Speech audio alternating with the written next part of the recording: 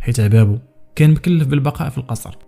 والبحث على الملك، وجا للرباط بدون إذن ولا استشارة من الأخ ديالو محمد عبابو. وملي سال النقاش بيناتهم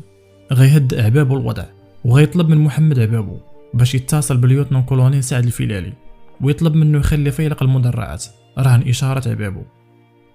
وأمر كذلك باش يرسل البرقيات لكل وحدات الجيش، وطلب منهم باش يمتثلوا الأوامر مجلس الثورة اللي كان برئاسة الكولونيل شلواطي. من بعد ما تمت السيطرة على الوضع من طرف عبابو والجنود ديالو، غيجيب عبابو الجنرال تربعة حمو وأمحارش وحبيبي وبوكرين وتكلم معهم ووزع عليهم المهام، وطلب من حمو يلتحق بالقنيطرة باش يستلم زمام الأمور ويدير الوحدات العسكرية ديالها تحت قيادة مجلس الثورة.